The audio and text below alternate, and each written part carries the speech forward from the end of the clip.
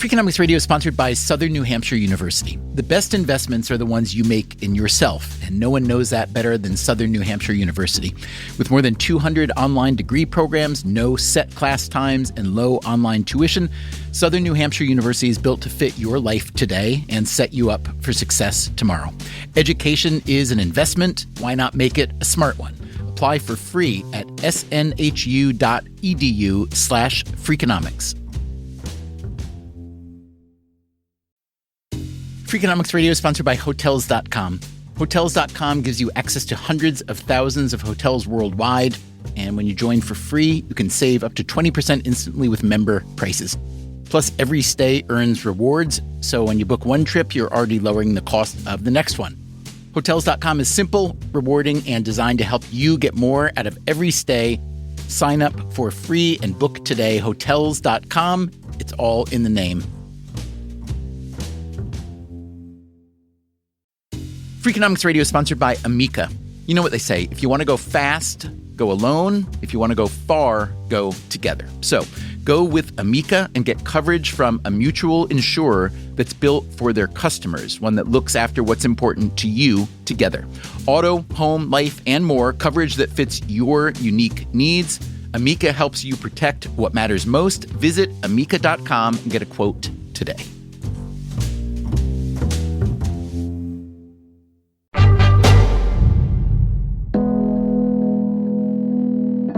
Hey there, it's Stephen Dubner. This is the third and final episode in a series we are calling The True Story of America's Supremely Messed Up Immigration System. One big question we've been asking is, how does immigration affect the economy? The answers we've heard are pretty compelling. Immigration creates this conveyor belt of investment. Immigrants tend to bring large benefits to the country that they come to. The truth is that the dream is real. The American dream is a foundational part of our history. For generations, the U.S. has been powered by immigrants. In turn, those immigrants prosper, or at least their children do. There are some serious startup costs to being a first-generation American. But right now, immigration is a mess. The legal immigration system is outdated, complicated, overwhelmed. And illegal immigration has spiked over the past few years, which only further overwhelms the legal system. There's also this. Many of the smartest and most talented immigrants are getting thrown out of the country because there aren't enough permanent slots for them. Now, pretend for a minute we're not talking about a country, but instead a company. And if you saw that this company, which happens to be the runaway leader in your industry, was struggling like this, you might try to find a way to capitalize, right? Well, it appears that our neighbor to the north is doing just that. We said to ourselves, why don't we ask about 10,000 of them to come to Canada to fill the gaps that we have? It filled up within a couple of hours. Canada has supercharged its immigration program, and the country is one of the fastest growing advanced economies. Look at it this way. If you are one of those people who every 4 years says you are moving to Canada if your candidate doesn't win the presidency, well, it's never been easier to follow through on your threat. And you will have a lot of company. Today on Freakonomics Radio, is Canada stealing America's bacon?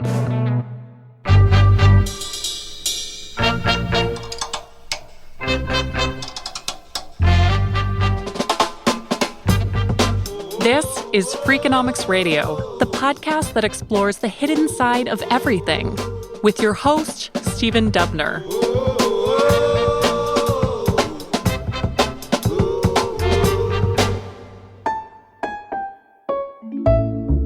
Hey, how many Mark Millers do you think there are in the world? Tons. I mean, all from my generation, though. There were 3 Marks in my class when I was a kid. This Mark Miller is a member of Canada's Parliament, representing downtown Montreal. He also happens to be a childhood friend of Canadian Prime Minister Justin Trudeau. And as of 2023, Miller is the country's Minister of Immigration, Refugees, and Citizenship. It's been a busy time. We have a lot of folks coming from India. We have a lot of people coming from Bangladesh. We have people that are coming from France. We'd have people coming from China, obviously the United States. Now, you may be thinking a lot of people obviously coming to Canada from the United States, That's what I first thought. In raw numbers, the U.S. is still far and away the number one destination for global immigrants. But in per capita terms, Canada has gone out way ahead of us. 14% of the U.S. population is foreign-born. That includes people who've come here legally and illegally. In Canada, nearly 25% of the population is foreign-born, and that share will rise. Mark Miller recently announced a new target of bringing 500,000 permanent residents into Canada each year. The U.S. brings in 1 million, but that's in a country of 330 million. So Canada's population just hit about 40 million. Congratulations. Yeah, we're getting there. So you're California now. Yeah, basically, without the vineyards. Well, maybe a couple. British Columbia might disagree. So 40 million, factor that into roughly just under 500,000, which are the levels that I announced a few weeks ago. So it is not an insignificant portion of the population. If there are 500 on a permanent path, how many are coming in on a temporary? Numbers vary, but that could be upwards of 1 million, whether it's students, whether it's specialized temporary foreign workers. There is a pathway within there for people to become part of the eligible pool that we have for permanent residency. I have to say, you sound not sanguine necessarily, but calm about this program. To me, the idea of taking in 500,000 immigrants a year in a country of only 40 million, that is just massive. So it strikes me that you all, as a country, have embarked on a massive immigration experiment. Does it feel massive to you, or are you just responding to a market where you say, we need more immigrants for labor and population and so on?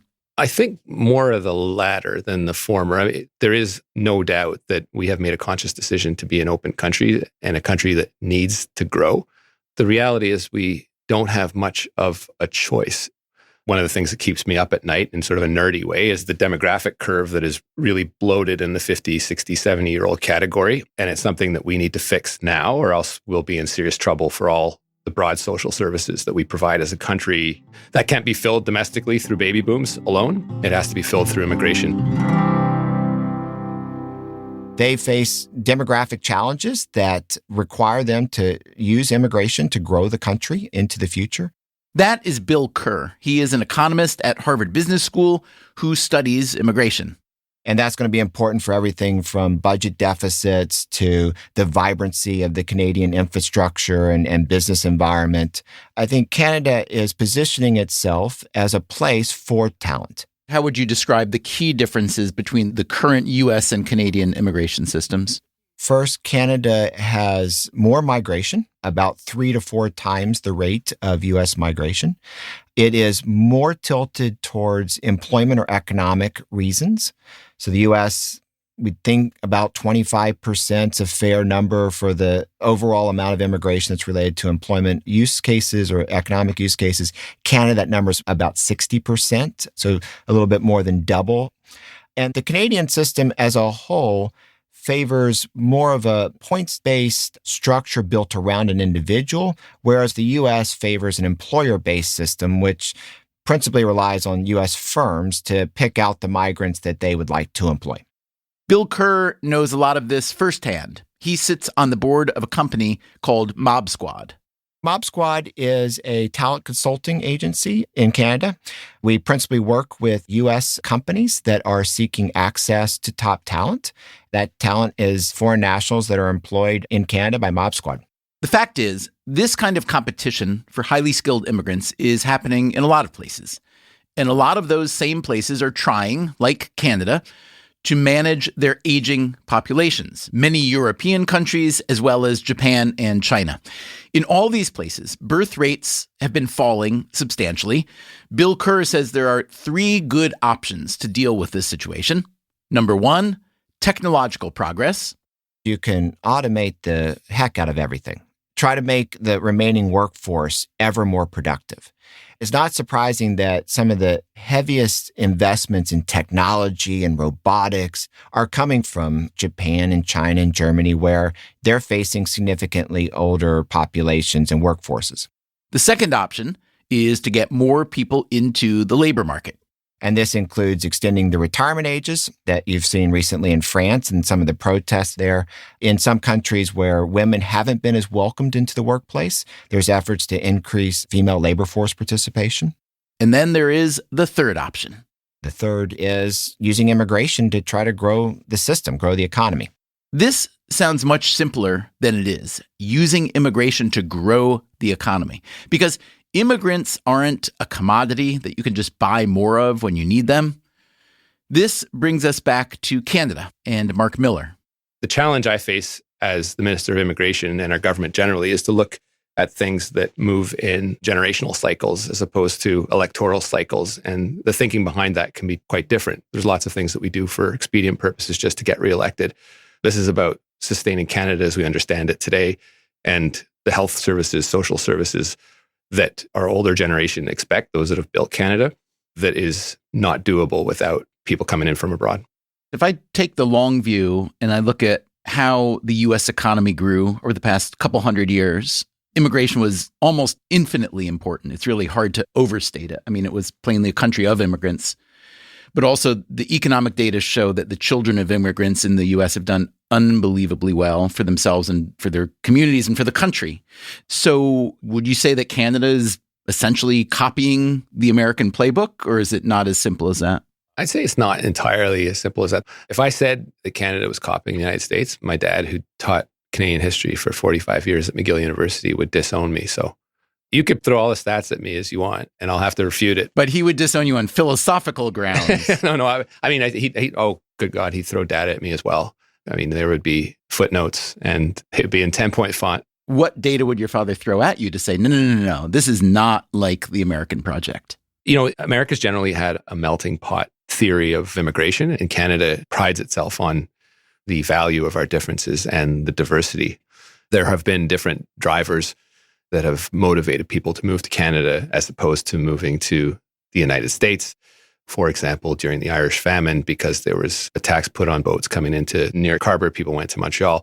So there's all sorts of historical specificities that define us, whether you're talking about our history of being loyalists to the crown or others. There are similarities, there are differences, but largely both countries have been driven by vast waves of immigration.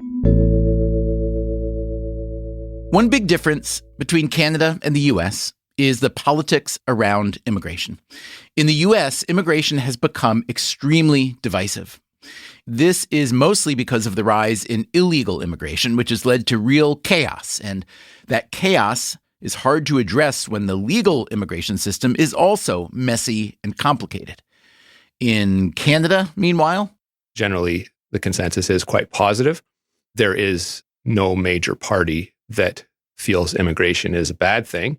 But I don't like lecturing other countries because I've never spent that much time in their shoes. Canada's southern border is the United States. The United States southern border is one where the migration flows are a lot more challenging than the ones you see. You don't have thousands of Minnesotans strolling across your border to claim jobs, for instance. Two funny accents fighting each other. But, we have an ocean to the left of us, an ocean to the right, a nuclear superpower to the south, and a block of ice to the north. So geographically, it's difficult to reach Canada. Canada, I don't think they'll take offense to this, but I kind of describe it as an immigrant engineering country. That's the economist Bill Kerr. Meaning that they have the political capacity, they have the state involvement here to say, we're going to try out a few things, and we're going to look at data over the next few years, check a pulse of the country, and then we're going to make a few more changes. Whereas the U.S. tends to be more, we're going to battle about this for 20 years, 30 years. We're going to make one very significant change. And when that change happens, there's going to be a lot that's going to go into that moment. It almost sounds like you're talking about an industry where there's a big incumbent firm and there's a startup firm. It's a fair characterization. Here's the thing about big incumbent firms. For all their leverage, they also tend to get bloated and outdated. One good example is our H-1B visa program. The H-1B is issued to highly skilled, highly educated employees, people who work in tech and finance and other specialized professions. Only 85,000 H-1Bs are issued every year. This year, roughly 750,000 people went for those 85,000 slots. The winners are not chosen by the kind of points-based system that Canada uses. They're chosen by lottery. And even if you win the lottery, you may have to leave the country if you lose your job, since the H-1B visa is tied to your employer. Canada looked at this American situation and saw an opportunity. Mark Miller again. We did what we've called an H-1B scoop, largely with digital nomads that had H-1Bs. We said to ourselves, why don't we have a program where we ask about 10,000 of them to come to Canada to fill the gaps that we have? It's a program that filled up within a couple of hours. So these are immigrants to the U.S. who were on an H-1B visa but didn't have a path toward permanent residency in the U.S. And then you actually call it a scoop program. I assume that means you're scooping them up from us. Yes, that's intentional. Yeah, whoever wanted to come and apply, we had a program to do that we didn't have before in any obvious way. This connects back to Bill Kerr from Harvard. Remember, he has a side hustle, the Canadian talent consulting agency called Mob Squad. They specialize in what is called nearshoring.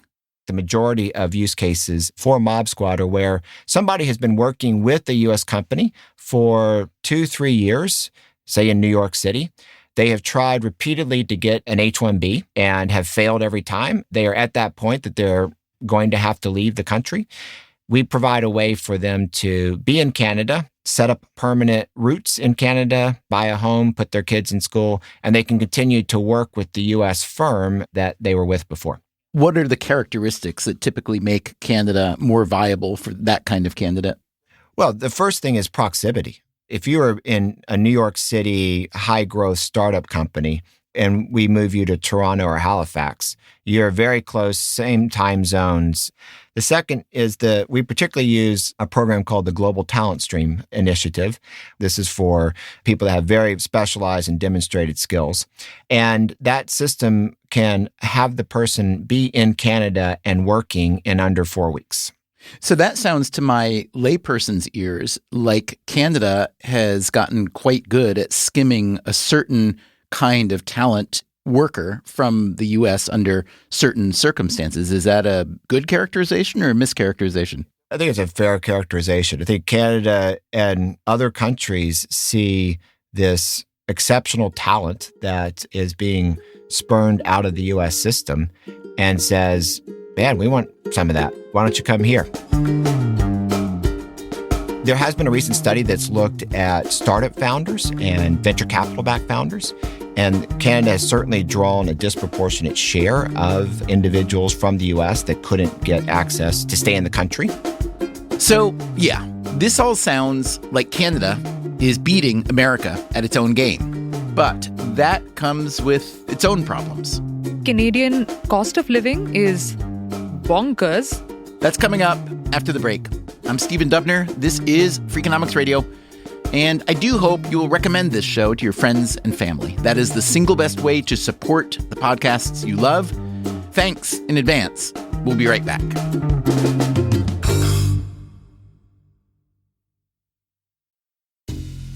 Freakonomics Radio is sponsored by Southern Company. The world and its energy needs are always changing. Southern Company's commitment to meeting this demand stays the same. That's because Southern Company believes energy is more than a utility, it's what powers possibilities. So they are looking ahead and investing $80 billion in infrastructure upgrades and are committed to fueling growth in ways that benefit all customers so that reliable and affordable energy is accessible for generations to come. Go to southerncompany.com to learn more. Southern Company, building the future of energy.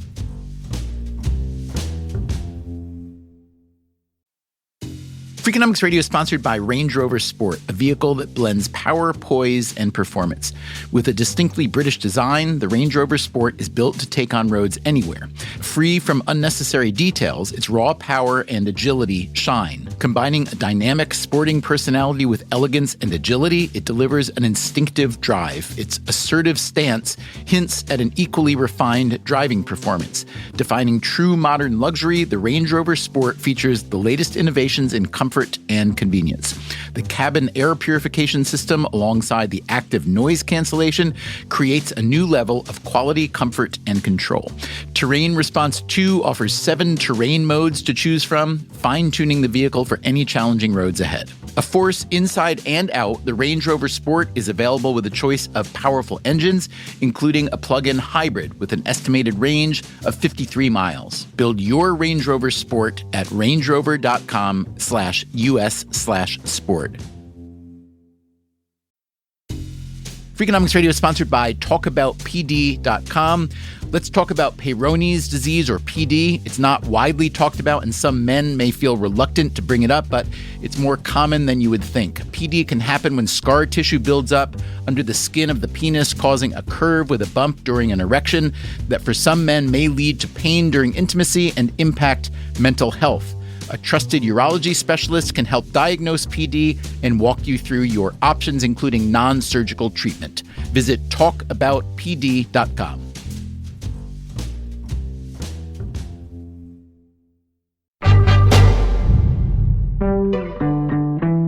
In many countries, including the United States, immigration is seen as a problem to be solved. In Canada, it's different. The federal government is competing to attract the most productive and industrious immigrants they can.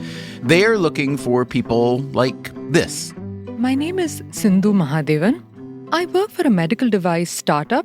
We heard from Sindhu a bit in last week's episode.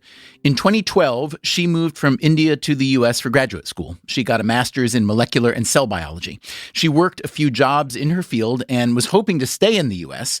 She applied twice for the H-1B lottery. Remember, there are only 85,000 visas per year, with this year's applicant pool reaching 750,000. She didn't get one. Eventually, the time ran out on her work authorization. Her husband, who had also immigrated to the U.S., had a job lined up, so at least Sindhu would be able to stay in the country, but she would be considered a dependent, which meant she didn't have work authorization. So they moved to Canada.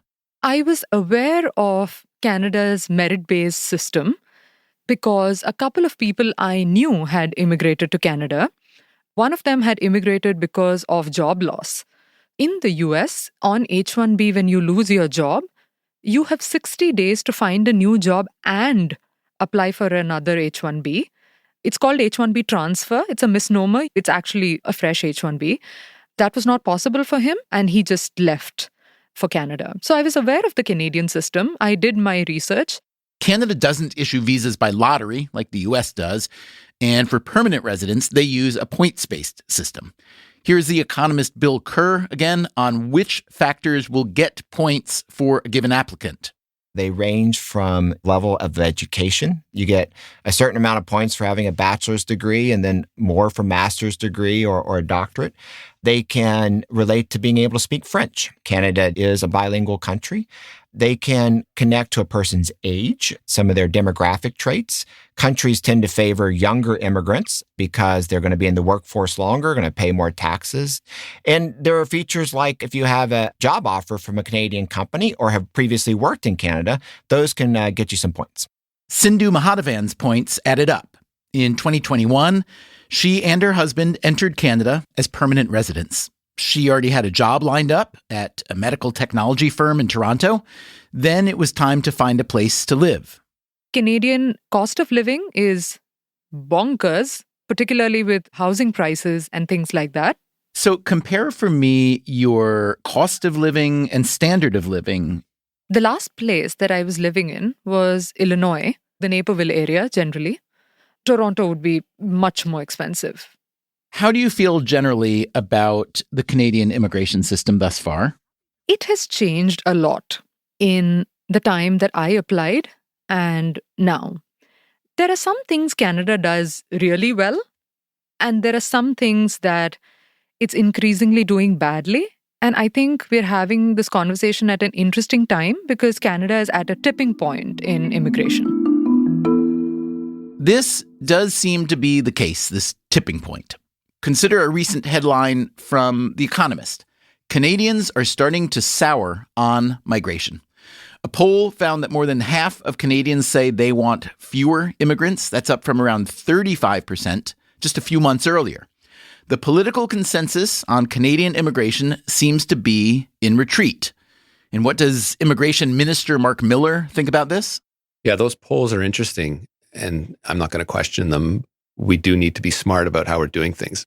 The consensus in Canada that immigration is something that is good is under challenge, and I would say in some ways under threat. We very much, as a country, still need immigration.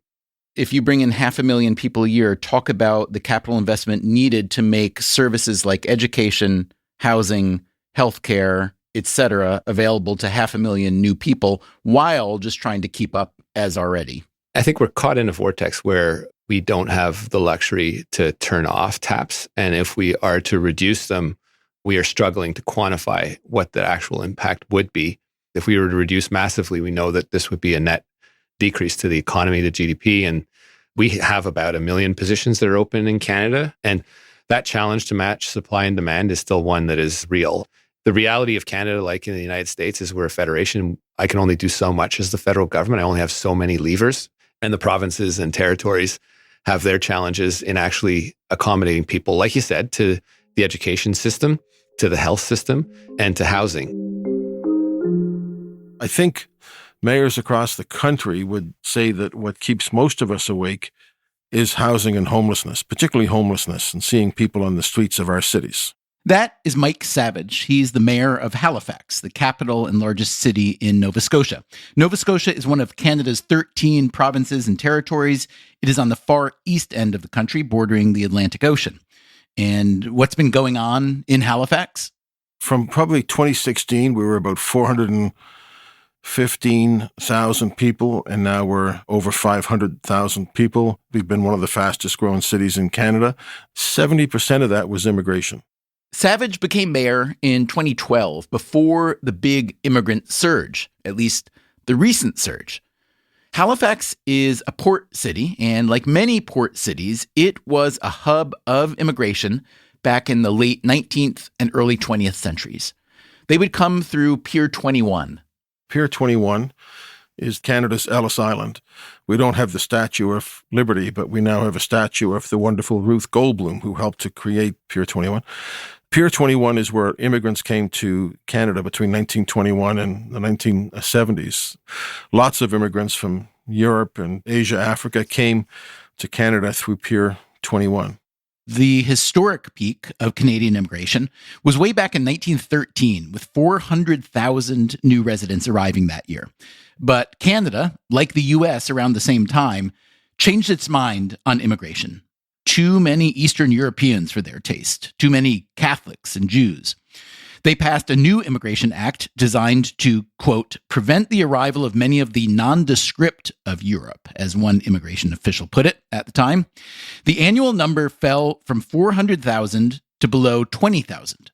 After World War II, Canada did take in about 100,000 Jewish refugees, many of them coming through Pier 21 in Halifax. Today, most immigrants to Canada arrive by air, and Pier 21 is just a museum. But Mayor Savage wants new immigrants in Halifax. We all want growth, and I do want growth. I absolutely want growth, but there's more to it. More to it, meaning how a city like Halifax covers the costs of all those new residents. As we learned in our previous episode, immigrants to the U.S. contribute heavily to the economy, but it's a delayed contribution, often not until the second or third generation. In the beginning, there are big expenses like the cost of schooling, especially since immigrants tend to have more kids. And there are other costs. The cities and states in the U.S. that receive a lot of immigrants don't feel they get the federal support they need. In Canada, there's a similar problem. There's a tremendous amount of money that's come into the province of Nova Scotia and other provinces from immigration. But the cost of housing those folks is borne by cities in large part.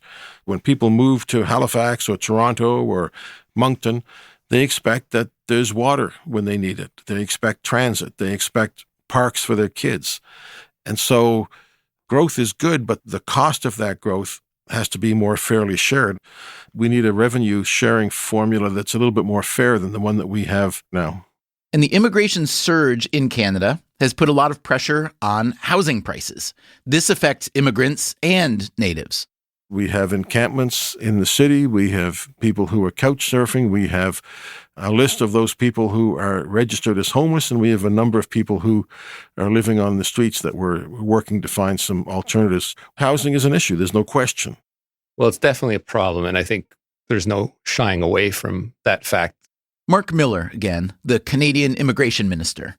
In Canada, the federal government, in whatever form it's been, whether it's our government or the other party that's been running the shop, has not invested in housing for about 40 years. Miller, like Prime Minister Trudeau, is a member of the Liberal Party. This is a problem that's been 40 years in the making. You cannot attribute that to immigration numbers. I think it's wrong to ever think that immigrants cause a housing crisis. And that, again, is the economist Bill Kerr. Almost always, the housing crisis was there before, and immigrants are coming into that, and they're adding additional demand to that. Housing prices jumping up is largely the result of free debt, well over a decade. And the affordability that everyone's feeling now is the corresponding increase in interest rates that we've all felt across the Americas. A housing crisis would oftentimes have root causes in the types of regulations that are constraining building, access and permits. Can we do better? Are there market failures in areas? Absolutely. It's multifold. It's complex. What we do know is that the federal government is not invested in housing and needs to. Another part of the equation we tend not to look at is the importance of people coming in from abroad to actually fill the positions to build the houses that we need to get done. The construction industry is facing a massive flush out of people of a certain age, and the intake is just insufficient. We ask people to come here based on their qualifications. Often they come here and there's a bit of a market failure in matching the skills with the actual job that they then do. People get here and they may not have the qualifications or be accredited to the bar in the case of a lawyer or the medical college, or be accredited to, the College of Welders. And is that a fraud? Is it a gaming the system, or is it just difference in standards? No, it's just, we look for the skill set internationally. The placement aspect of this and the aftercare in Canada is still limited. It doesn't sound like the Canadian government per se does a lot to match immigrants with jobs, correct? I'd say largely in the past. This is something I think we're moving to rectify with programs that are a little better tuned to the actual demands in Canada. So I'm guessing that if you don't have a kind of federal jobs matching program, that there's also not a federal housing matching program of any sort for new immigrants. Is that correct as well? I don't think anyone in Canada would expect the federal government to be providing houses for people that come here. You would probably create more strife than you would even attempt to resolve. One recent worthwhile Canadian initiative has been a ban on foreign nationals, especially investors and speculators, buying up residential properties. Some places in the U.S. have tried something similar. Florida, for instance, recently passed a bill forbidding the foreign purchase of residential properties and agricultural land. This bill singled out Chinese buyers in particular. In Canada, the government has also invested more than $80 billion in new construction, but some economists say this isn't nearly enough. 3 scholars from the Canadian Labour Economics Forum recently issued a study arguing that Canada simply doesn't have enough housing to accommodate the aggressive immigration target, and that the upward pressure on housing prices will outweigh the overall benefits of immigration. This is reflected in the disappointment we heard earlier from the recent immigrant Sindhu Mahadevan. What Canada is doing not well is that it is not preparing well enough for the influx of these large numbers of immigration. Housing, affordable housing, is a very real problem in Canada. There are folks with regular, well-paying jobs who are not able to afford rent in a sensible amount of their paycheck. Healthcare is a problem. Every time somebody moves to Canada, I tell them to start looking for a family doctor right away because it is hard to get one. There's also the issue of credentialing. If you are in a profession that requires you to get a license, that can take considerable time and expense. I used to have a neighbor who was a medical doctor in his country of origin, and he came here and he couldn't practice. And Canada has a shortage of doctors. That's unconscionable.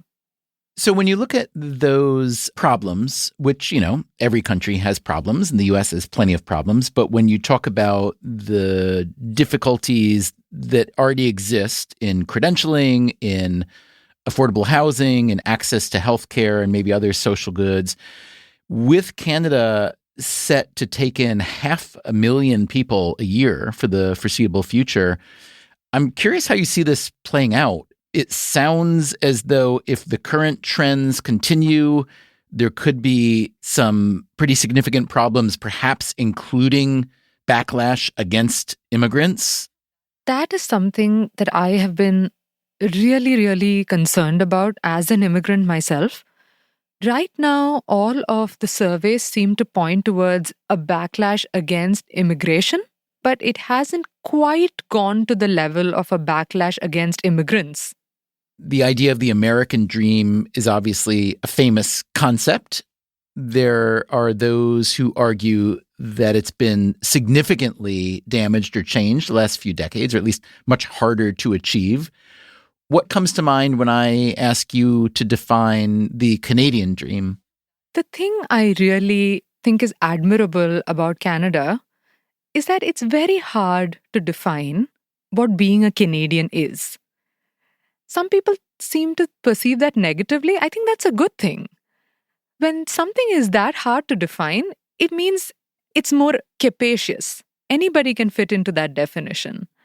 One way in which Canada is very different, and I feel very comfortable with, is that it's very accepting of multilingualism. Because even before the massive influx of immigrants, it was bilingual. India is extremely comfortable with multilingualism. Because although it's a relatively homogeneous country, there are a lot of languages spoken. In the US, I've always found it very strange that only one language is spoken. And I sort of got used to speaking only English when I was outside of home. And now I think I'm drifting more back into speaking the different languages that I speak, even outside of home.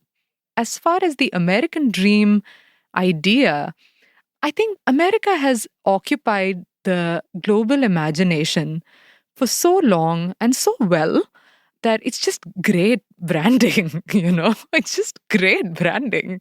Do you have a good slogan for Canada? Is it like the new America, but better? We are not America. That's the slogan? We are not America? With a smiley face, maybe. With a slight smiley face. You may recall in part 2 of this series, the story I told about how a Freakonomics reader came up with a new 6-word motto for the United States. Our worst critics prefer to stay. Coming up after the break, does an honest critique of America lead to the conclusion that we ought to be a little more Canadian? I'm Stephen Dubner. This is Freakonomics Radio. We'll be right back.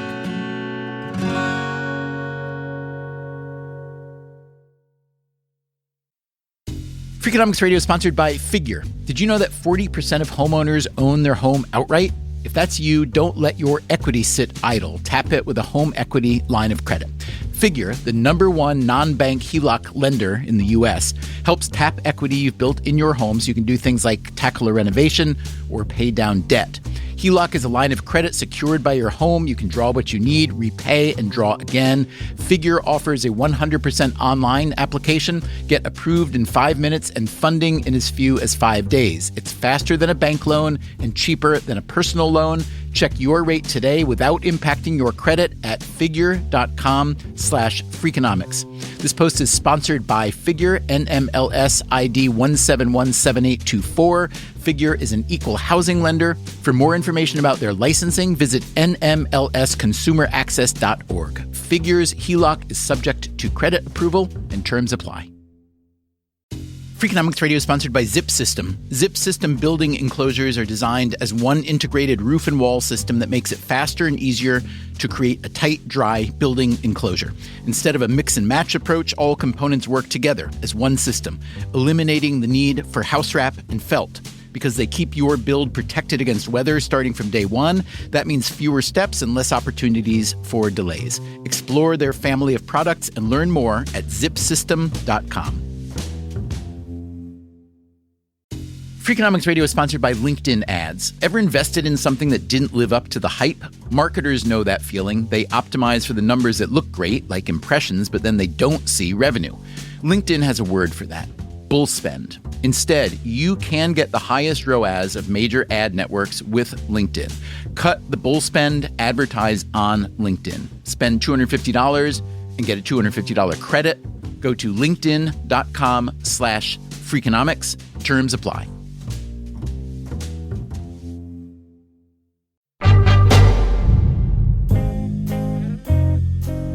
Zeke Hernandez is someone we've been hearing from throughout this series. He is a management professor at the Wharton School at the University of Pennsylvania.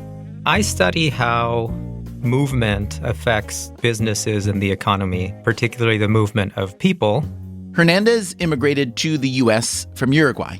He is the author of a forthcoming book called The Truth About Immigration: Why Successful Societies Welcome Newcomers. In our last episode, we got Hernandez's assessment of the U.S. immigration system. Our immigration system is not designed for a modern economy. We have a patchwork of programs and visa types that is really outdated. And so we don't accept enough talented people. Only 14% of green cards annually are given for employment-based purposes, and 2/3 are given for family-based purposes. So we have a system that actually isn't designed to benefit from the world's best and brightest. The U.S. is still getting a lot of that supply of really talented people through education. We just do a really bad job of keeping them. To what degree do you think Canada is successfully becoming a target destination for highly educated immigrants? They're doing it very well by that measure. Of course, Canada is a smaller country. Canada admits 500,000, which is 1.3% of its population. It has a system that is much more geared towards skills and employment. And so their share of skilled people is much higher than ours. We pick and choose. This is something we've been quite proud of. That, again, is Mark Miller, Canada's Minister of Immigration, Refugees, and Citizenship. Other countries have made a conscious effort to come and study it. And I always feel really flattered when other countries come and look at our program and tell us how amazing we are. But should it be the principal goal of any country's immigration system to optimize for the most productive workers? Or is there something to be said for a system that puts a priority on families, like the U.S. system? The New York Times Magazine recently published an investigative piece on the hundreds of migrant children traveling alone who've been detained by the Coast Guard as they try to illegally enter the U.S. from Caribbean countries. One of the children in the piece was a 10-year-old boy from Haiti who was trying to get to his mother. She was in Canada applying for asylum. David Leonhardt is a Times journalist who has written extensively about immigration. We heard from him earlier in this series as well. I asked Leonhardt what he made of this story of the 10-year-old boy trying to reunite with his mom and whether employment-based immigration is part of the problem. I think any immigration policy should have as a key goal keeping families intact and reuniting families if they've been separated. But I think we also have to be somewhat rigorous at defining families as nuclear families and saying, yes, if a 10-year-old child is separated from her mother and father, you really want to reunite them. But once you get beyond that, I think having a system that prioritizes the contributions that someone can make economically to a country, as Canada does, may well make more sense than making decisions based on whether you have another adult relative already in the country if you're an adult. I also asked Zeke Hernandez for his take. I prefer a model that's more balanced. I think family-based immigration, it's really important. For social reasons, families staying together. How are you going to be happy and integrate into the country if you can't live with the people you love? But actually, I think the separation between family and economic migrants is artificial. And here's why. A lot of, quote, family-based migrants are also contributing to the economy. This is a bit philosophical, but it's also based on the evidence. It's kind of ironic to me that a lot of people who, for years, pointed at the Soviet central planning system and laughed at how inefficient it was and used that to be so proud of our market system in the U.S.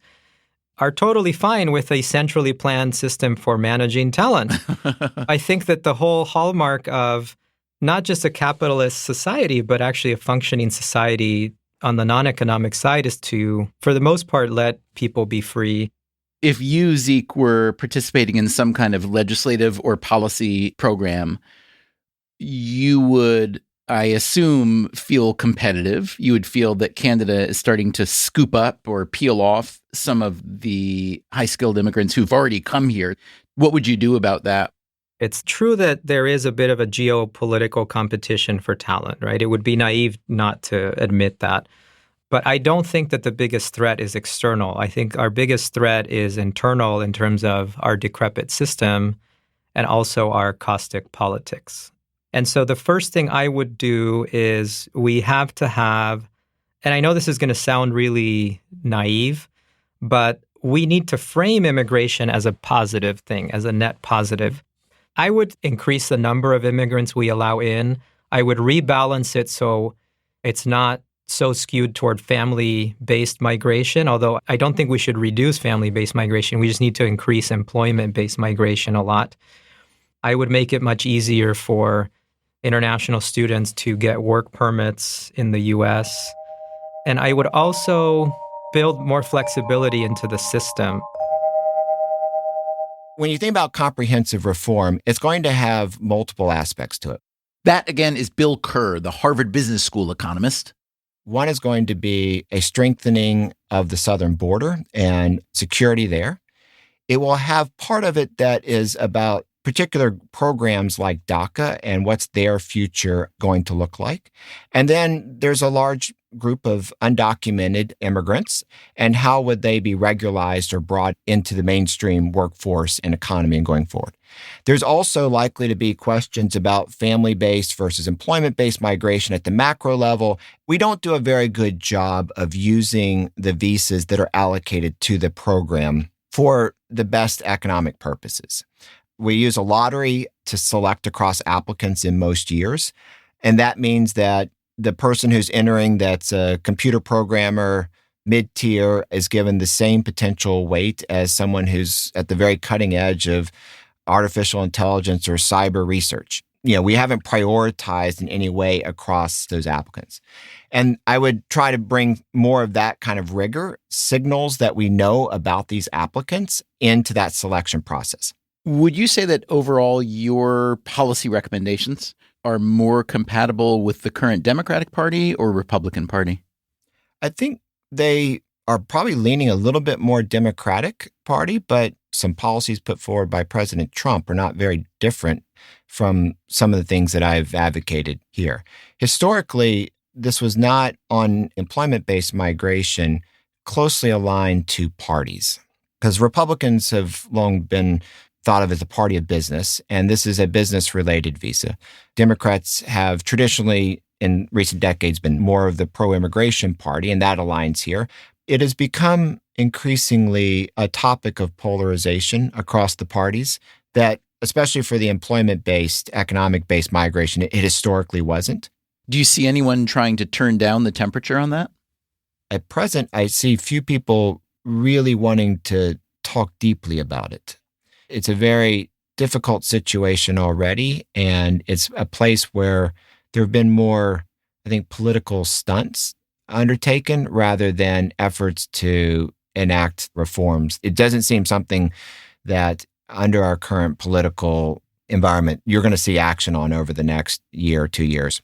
Do you feel that the U.S. immigration system as it currently stands should be more directed toward employment-based immigration? You mentioned that I'm an economist. I think the question about family-based migration versus economic versus the allotment for refugees, those are more political questions. Those are values that are being brought into that question. The U.S. has never had what I consider to be a user-friendly immigration system. But, what was always at the other end was a big opportunity. And I think the big challenge, and it's been developing over 10 years, and you can feel it in the air right now, is the world has got a lot less certainty about what the U.S. will offer if you make it through this system. whoever wins every 4 years, which is going to be knife edge, could have significant impacts for what comes next. And that's a place where I think Canada is trying to come in and be the exact opposite. I went back to Mark Miller, our Canadian government friend, with one last query. So, Mark, let's say that I've heard you speak about the virtues of Canada and the Canadian immigration scenario, and I'm buying what you're selling. I'm like, Mark, yeah, I live in New York City. We've got our problems. The U.S., like every country, has some problems. And so I want to apply to Canada. I want to be one of your 500,000 next year. First of all, would I be a good candidate doing what I do, coming from where I come from, or no? I'd have to look at your skill set, Stephen. See what you bring to the game. All right. I've got 8th grade French, but my English is decent. Am I the kind of knowledge worker that might contribute and might find a slot there, or no? I mean, you'd have to look at the streams that we offer. You have a bit of an academic background. There might be a university that would want you. I don't think you'd be good in the fields, but so it's a maybe, it sounds like. It could be. It's a maybe. You could be nominated by a province to come in if they thought you could contribute. So here's what I really want to know. Forget about me. It's the median person coming from somewhere far away, coming with some skill set that's considered essential to the Canadian future.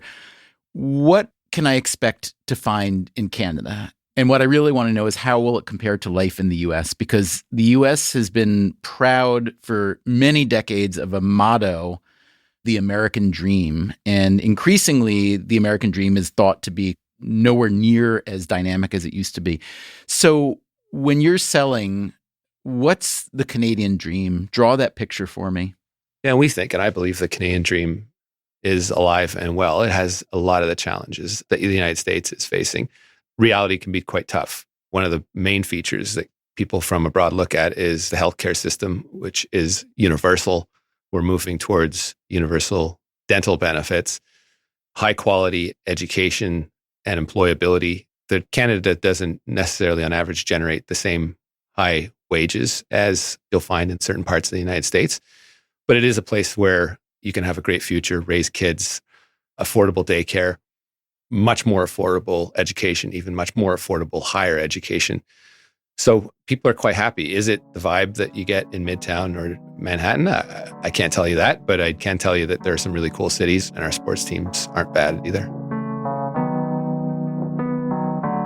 Can we talk about the weather for a minute? It's terrible right now.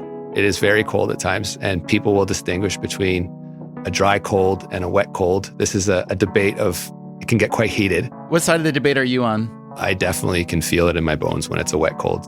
The coldest I've ever been in my life was just a few years ago in Montreal. I had actually come from Alaska.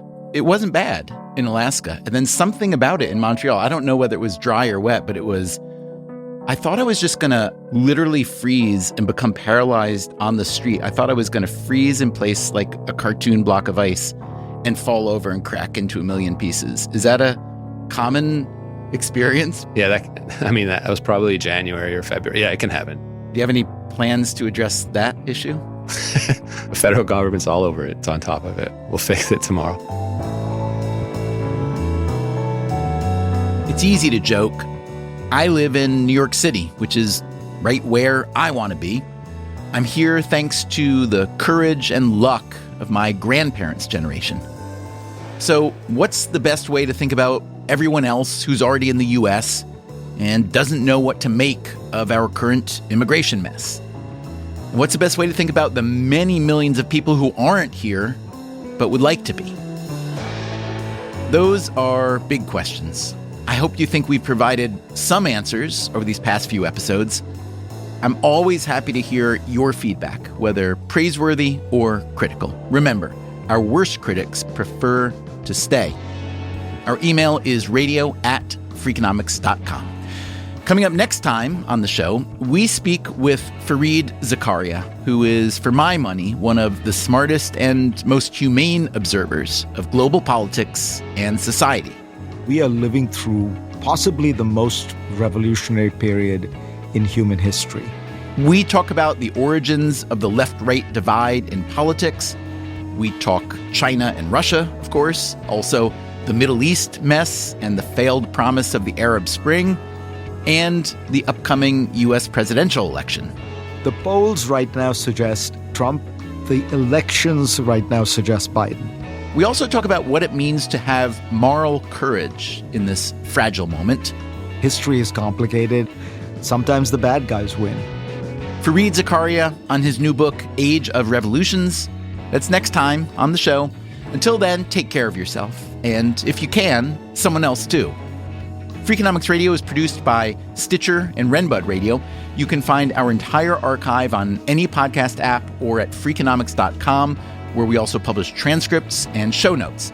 This immigration series was produced by Alina Kullman and Zach Lipinski. They both did a great job helping us get our minds around this sprawling topic. Our staff also includes Augusta Chapman, Eleanor Osborne, Elsa Hernandez, Gabriel Roth, Greg Rippin, Jasmine Klinger, Jeremy Johnston, Julie Canfer, Lyric Bowditch, Morgan Levy, Neil Carruth, Rebecca Lee Douglas, and Sarah Lilly. Our theme song is Mr. Fortune by the Hitchhikers, whose lead singer was an immigrant to Canada from Jamaica. All the rest of our music is composed by Luis Guerra, who lives in Los Angeles, which, as we all know, is a country unto itself. As always, thanks for listening.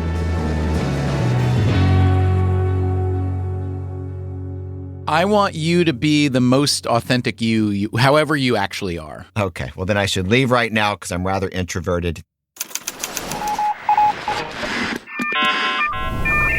The Freakonomics Radio Network, the hidden side of everything. Stitcher.